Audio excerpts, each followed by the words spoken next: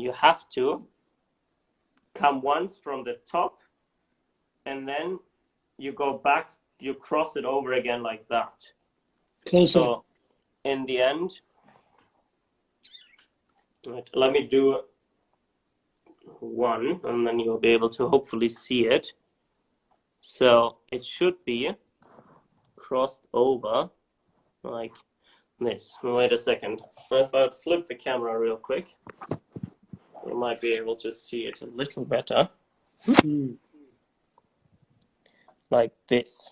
So one over, and then one down, and then one up, and then one down. Exactly. Okay. And we're crossing at the point of the injury? We're crossing, I normally always, the crossing point will always be the bottom of the finger. Yes. Okay. So then, let's see if I can figure this out.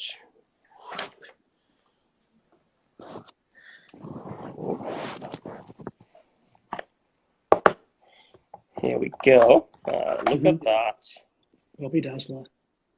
And then you start going again from the top, like that. Yeah. And then you cross it over again. Yeah. Like this. Oh, it looks good. I know, it does look gorgeous, doesn't it? And if you keep on doing that,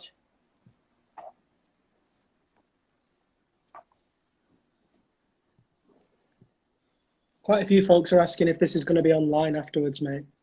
I guess it will be if I figure out how to put it online. I'll help him, don't worry, team.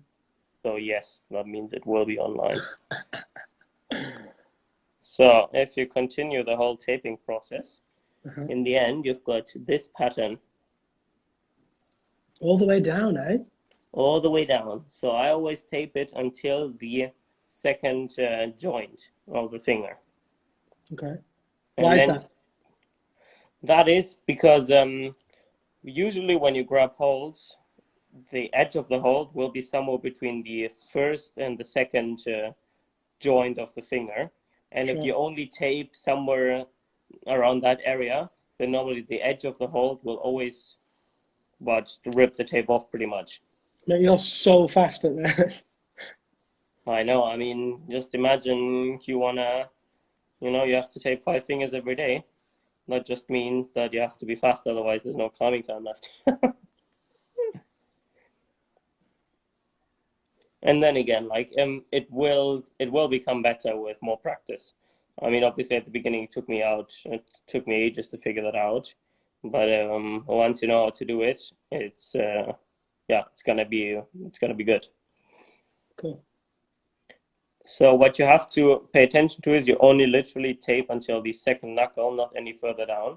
So you still should be able to move your first your finger like that, and you should still be able to bend it on the middle knuckle of the finger. There we go. If you've got too much tape, make sure to rip it off at the top of the finger, so the end is on top and not at the bottom. There we go. How did I do? Look at that. That is a Bobby Dazzler. Not bad. There we go. Got a bit of fluff in it, which is right annoying. Well, I mean, don't worry. It'll go away while climbing. So the important thing is, why people always tell me, well, how can you still climb if your finger is completely wrapped up? And they say, well, I can't bend my first joint of the finger. I normally don't use glue, and I feel like I don't really need glue. If you've got good tape, you don't need glue, even for pockets and stuff.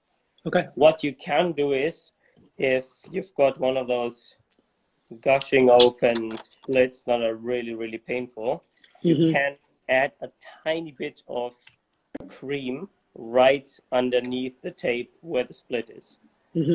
So then I would literally, like that real quick. I'd literally You're going to put a bit of cream on? Go, and I would put a tiny bit of cream right here. Has to be not very much. And I push it into the split a little bit. Yeah. And then I start taping. That just means that it gets a little soft underneath the tape, and then hopefully it won't start bleeding and it doesn't hurt as much. Yeah. So the moisture helps the skin regrowth. Exactly. And then Cool. on this one, you pretty much do exactly the same thing as on your middle finger. You always cross over the tape like that, and then you can already see the cross pattern here. Hmm. And this is So are how you you, going just like up or down, or which way are you going? I'm always going from the tip of the finger down to the bottom of the finger. Okay. So That from the tip of the seemed to be injury down. that seemed to be the better way around out of experience. And Hmm. then there again, you continue doing that.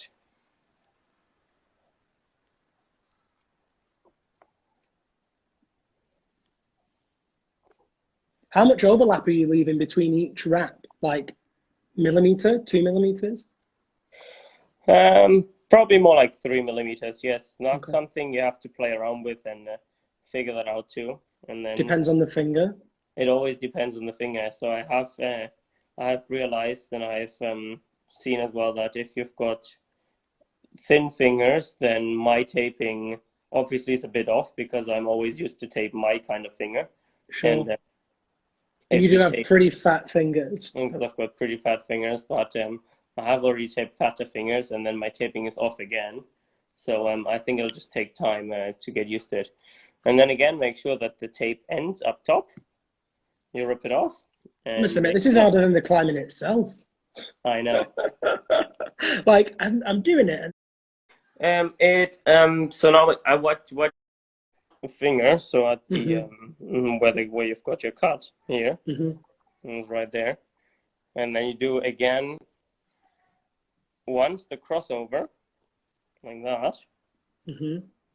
And then what you do is you swap sides and you actually tape around the other knuckle. So if I got my pinky like that, you actually tape it around the other knuckle because the pinky finger you do have to be able to bend on your second joint. So what you have to do then is you have to make sure that there's up here a little bit of space between the tape so you can actually still bend it. Interesting. And so then you tape the crossover in exactly the same way with that gap. Exactly. So what you do is I usually do one crossover, once from the top and once from the bottom, like this. Yeah.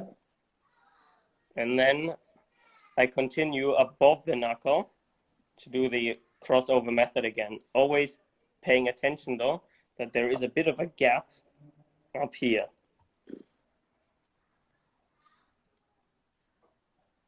Cool. Cool. And then again, you rip it at the top of the finger, and there we go. I feel like that one's not quite as good for me, but I get the principle. In winter, a lot of people get days on the finger.